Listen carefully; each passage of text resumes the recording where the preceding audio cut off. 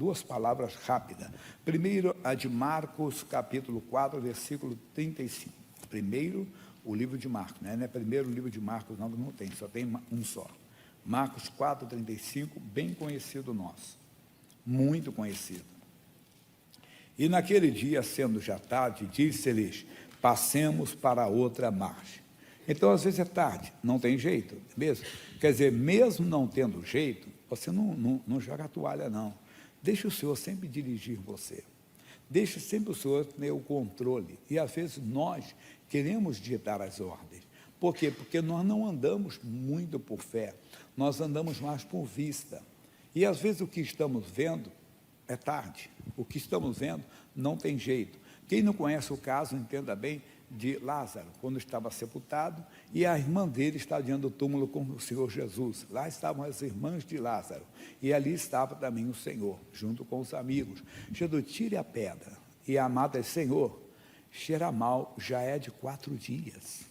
O que ele quis dizer? Senhor, é tarde. Ela quis dizer, é tarde, não tem nada mais a fazer, mas para Deus não é impossível.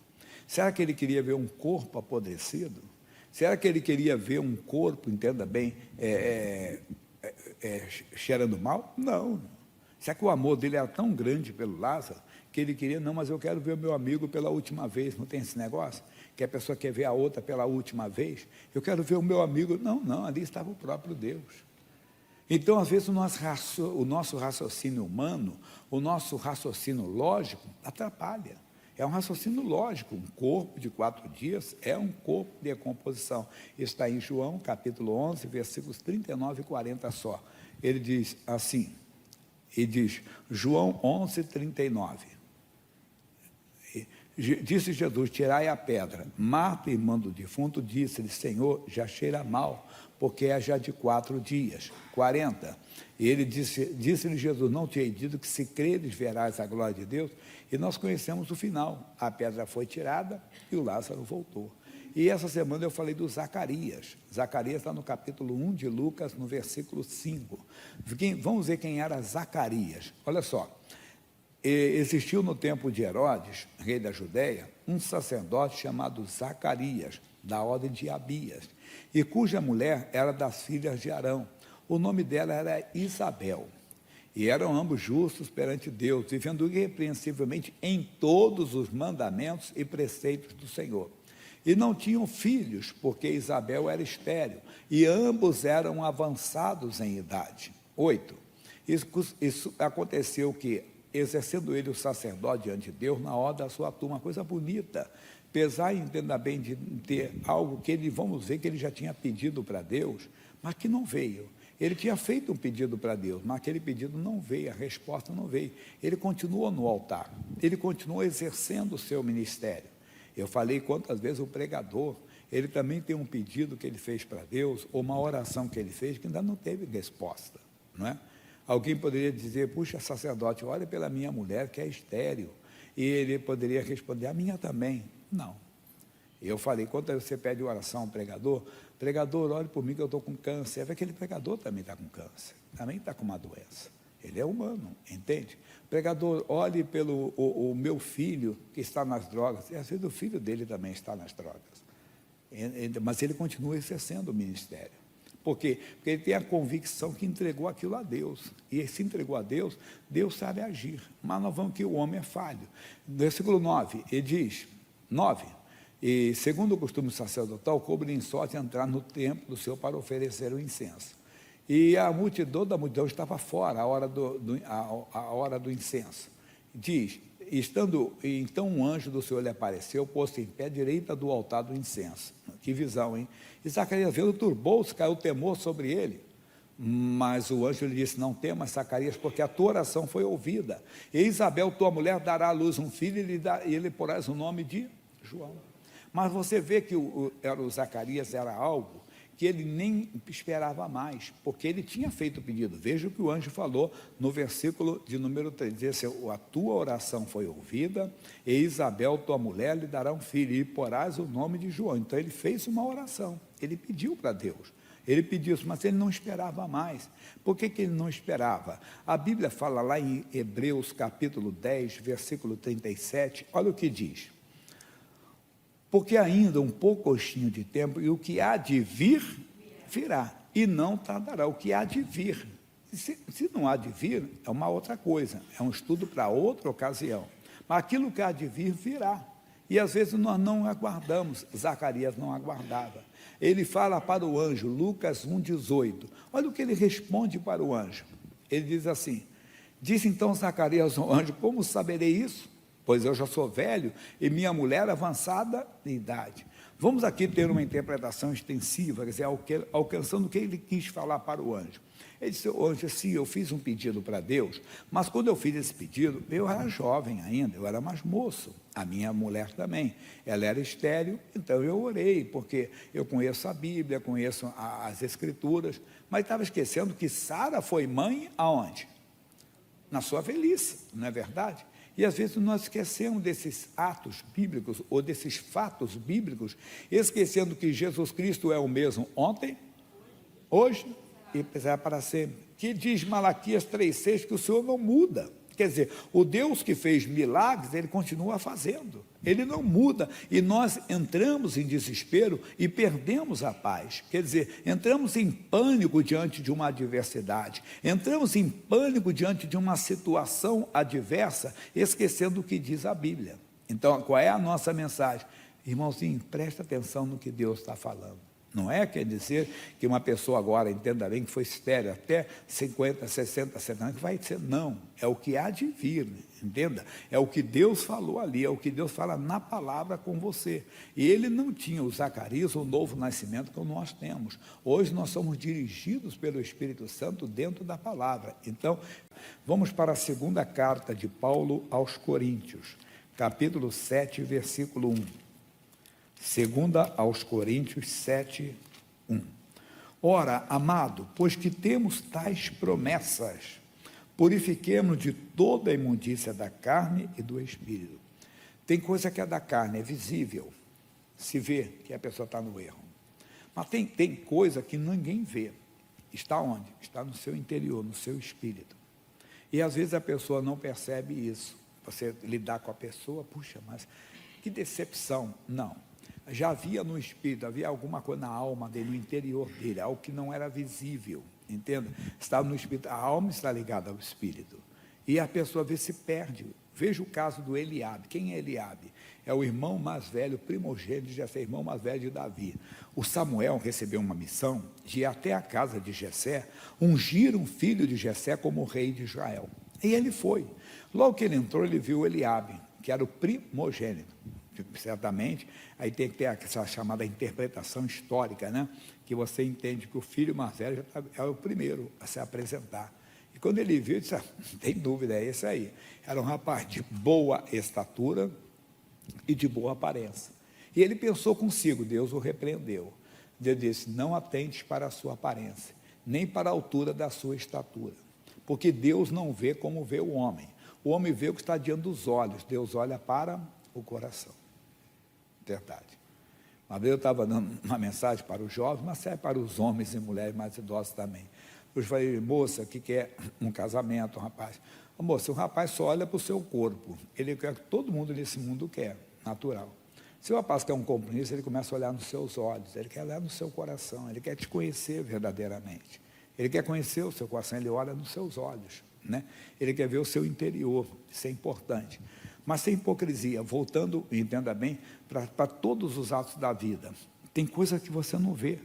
Às vezes você olha uma pessoa, aparentemente ela está bem, não, ela está com depressão, ela maqueia, ela sorri, está tudo bem, não está, porque nós não conseguimos ver lá dentro.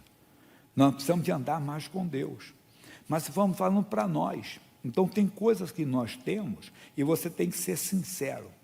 Já viu alguém dizer que me engana que eu gosto? Você não gosta, não quer se enganar, não pode se enganar.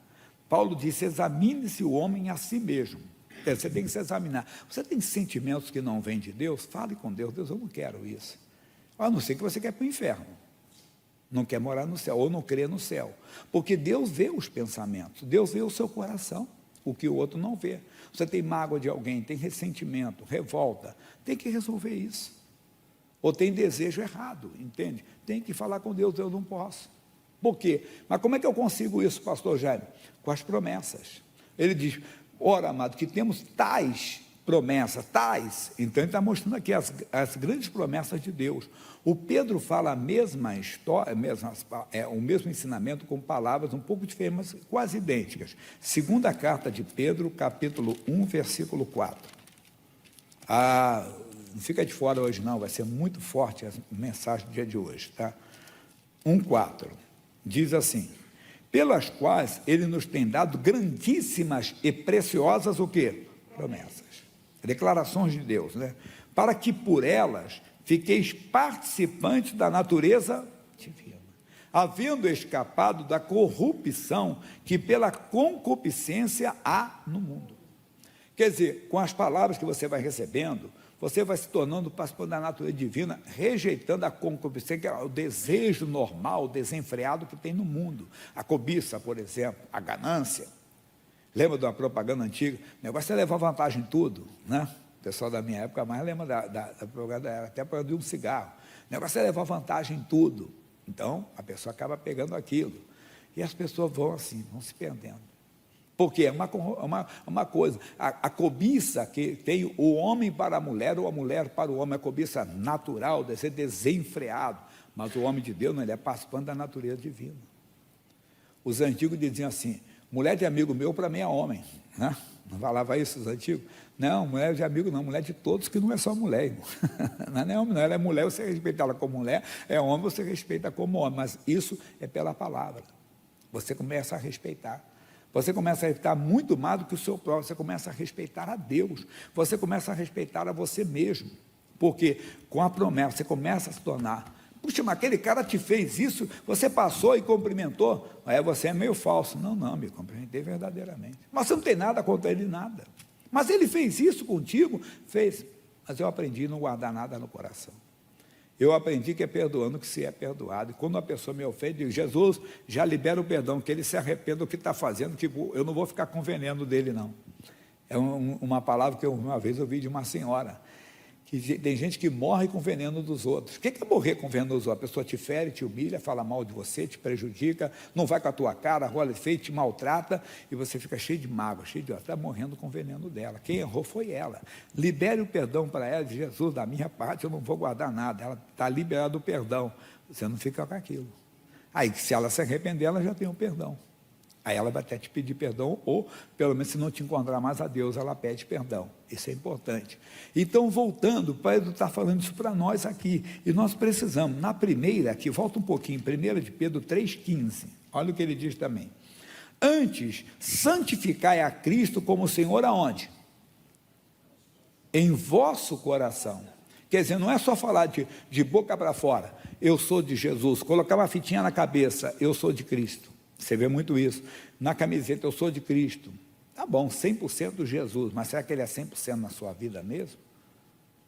Aí nós temos que verificar isso. Então, antes de mostrar para os outros que você é um cristão, que você é de Jesus mesmo, antes, santificai a Cristo como Senhor em vosso coração, e estáis sempre preparados para responder com mansidão e temor, qualquer que vos pedir a razão da esperança que é em vós, que eu acabei de falar agora. Rapaz, mas como é que você pode cumprimentar esse camarada, essa mulher, se fez isso com você, se fez aquilo com você? Porque antes você santificou a Cristo como Senhor. Então, se o Senhor diz, não deis lugar, você não dá lugar ao diabo, você não fica com mágoa dela, apesar dela ter feito algo, dele ter feito algo contra você, não faz. Isso vai fazer você crescer na graça mais e mais.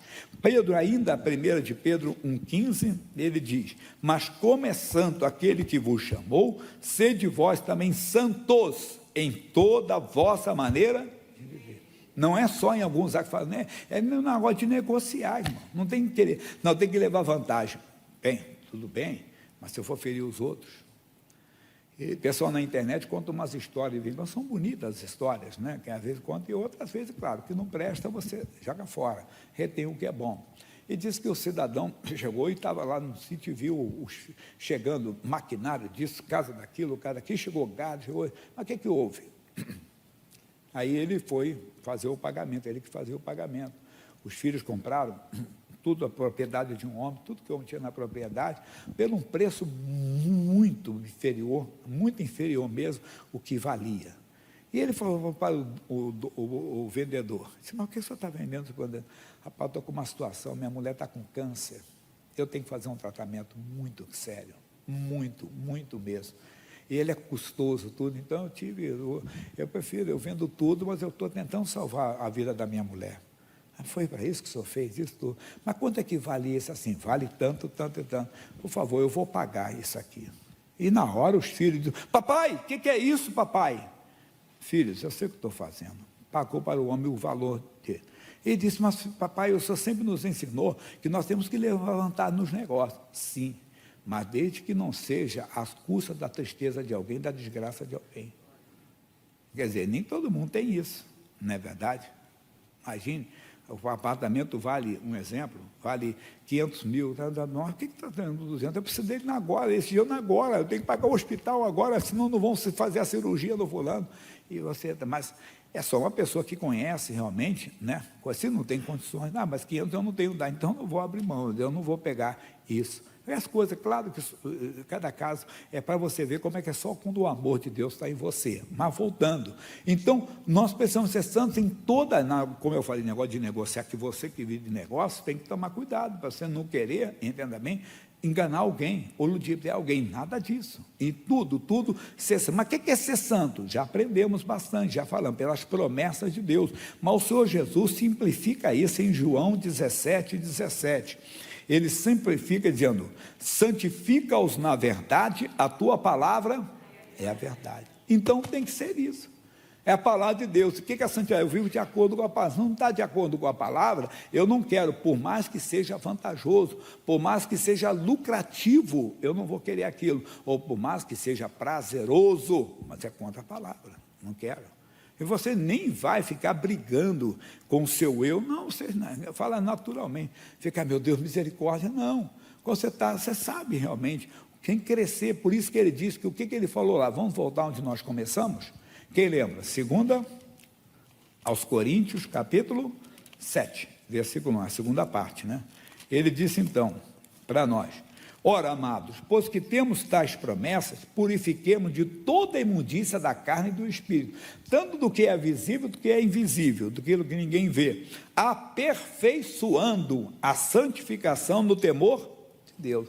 Quer dizer, o respeito à onisciência de Deus, quer dizer, você não vai maquiar, você não vai ser um artista que vai sorrir quando está cheio de ódio por dentro, não. Entenda bem, vai querer ser santo quando você está cheio de imundícia no espírito. Deus vê o seu espírito. Você fala da santidade, mas no seu coração não tem. Antes santifica é no seu coração. Não adianta eu falar aqui para você, mas eu estou aqui cheio de cobiças, entenda bem, cheio de mágoa, de ressentimento, de ódio das pessoas que me caluniaram. Fala, como pregador, eu sou caluniado todo dia. Quem nunca ouviu falar, pastor ladrão? Não é verdade? O que é isso? É calúnia. Atribuir um fato criminoso a outrem que não fez. Entende? Não roubei ninguém. Uma pessoa fala isso, você nunca ouviu falar. Não é verdade? Cansei, mas eu estava num enterro até de pessoa da família, né? E de repente o cidadão falou assim, conversando com o outro, ele disse assim, aí o que tinha perdido o parente, a pessoa que tinha perdido o parente próximo dele, um filho, aí o cidadão falou assim, vamos tomar um negócio ali. Ele disse, rapaz, eu não bebo hoje, eu não vou beber nunca mais. Aí disse, não acredito que você agora é crente. Ele disse, rapaz, estou falando para você que eu não bebo agora, eu vou seguir Jesus. Ih, rapaz, para mim todo pastor é ladrão, eu estava do lado dele. Quase que eu falei assim para ele, amigo, eu não sou. Eu sei que dei uma palavra para ele disse assim, aí ele falou das experiências que ele teve com uma igreja, falou, não tem que olhar para ninguém, tem que olhar para Jesus. No finalzinho da coisa, ele virou mais amigo. Virou, mas com paciência, sem brigar com ele, eu fui mostrando, dando a palavra para ele. Então, o que você, mas não é maquiar, é aqui, antes santifique e crie no coração, ele está dizendo, aperfeiçoar a santidade no temor de Deus. Claro, como eu falei, não dá tempo de falar tudo para você, porque nós precisamos, que a Bíblia diz, sem ela, a santificação, ninguém verá o Senhor. Hebreus 12:14, veja, Hebreus 12:14, Seguir a paz com todos e a santificação, sem a qual ninguém, não existe exceção, não tem exceção, ninguém verá o Senhor. Quando Deus trouxe o Josué para ser o sucessor de Moisés, ele ensinou a santidade. Josué, você não vai sair nem para a direita nem à esquerda, fica na palavra, aí que está a santidade. Josué 1,7. Aí no 8 ele fala, você vai falar, pensar e agir de acordo com a palavra. E Josué falou para o povo, capítulo 3, versículo 5, o que ele falou? Ele diz, e disse Josué também ao povo, santificai-vos para amanhã, porque o Senhor fará maravilhas no meio de vós. Geralmente nós queremos primeiro as maravilhas e depois a santidade. Se o Senhor me curar, eu nunca mais vou fumar. Já ouviu falar isso? Não, uma promessa, coitada, ele quer, não, ele tivesse que faz mal para ele, mas é que eles não conhecem a Cristo, então eles têm essa cultura da promessa, do sacrifício, de oferecer algo para Deus antes de receber a bênção, né? Então ele quer como se fosse um pagamento para Deus. Deus, eu nunca mais vou naquele lugar, se o Senhor entenda bem, curar o meu filho. Não, você não devia, porque ali é pecaminoso. Você não devia nem na sua mente lá, nem mais coisas assim. Então, antes, você tem que fazer tudo isso. Aí, como eu falei, só o versículo final, que ontem eu fiquei de dar na porteada, desculpa pessoal da porteada, que o culto correu, eu acabei esquecendo, acabei não buscando, né? Que é o Salmo 93, 5. Veja comigo. Não é só nos momentos de dificuldade que nós devemos buscar a santidade, não. Salmo 93, 5. Muito fiéis são os teus testemunhos. Aqui, olha para mim. Os seus testemunhos. Ele diz, a santidade convém à tua casa quando? Para sempre, irmão. Não é só quando passamos por uma luta, aí santidade. Mas acabou a luta, eu acho que eu estou crente demais. Estou crente demais, que nem um amigo disse uma vez, ele trabalhava no escritório, e o pessoal era evangélico, ele também era evangélico, uma certa denominação, não convém, não tem nada a ver a igreja com ele. Aí pegaram os ingressos de um clube lá do Rio, famoso, no negócio de carnaval, né? E ele falou assim, aí disse, mas, senhor, doutor, o senhor vai também nesse lugar aqui? Minha filha, eu também sou filho de Deus. Quer dizer, filho de Deus frequentando os bailes, né, que eram bailes famosos na época, de orgias mesmo, de coisa, né, de sensualidade, de coisa. Mas porque tem gente assim, quando passa uma luta, ele passou a luta, eu estou crente demais, tomar um negocinho aí, não sei mais o que, para com isso, volta ao teu primeiro amor, quando você não tomava nenhum pingo de álcool sequer, agora você é um crente moderno, que enche a cara aí, não, de vez em quando só, nem um pouquinho do fermento leva ela toda a massa. Bem, aí que o Espírito Santo fale mais contigo. Vamos orar? Fiquem de pé. Hoje é dia de combate, vem. Você quer vencer, vencer, vencer, não importa, para Deus não há impossível. Não é só pela família, é para você que é uma resposta aí na saúde, que é uma resposta em qualquer área da sua vida. Você está triste, desanimado, abatido, quer recuperar a autoestima, vem essa quarta-feira, jejum forte o dia todo, até a última reunião, até a reunião dos obreiros. Só depois que encerrar aqui as orações, aí entregamos o jejum. E amanhã eu tenho um jejum 7 da manhã, hein?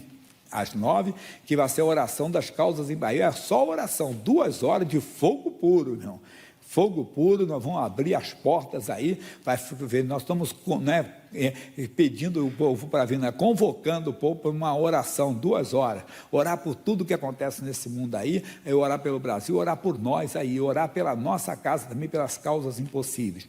Primeira oração. Você já convidou Jesus para entrar na sua vida? Você sabe que a vida aqui é curta, é curta. Ontem o missionário deu uma mensagem que a nossa vida é como uma sombra, é verdade, uma sombra. Se você está lá numa sombra, daqui a pouco acaba a sombra, porque o sol vai mudando, né? O sol vai mudando, a terra vai virando, né?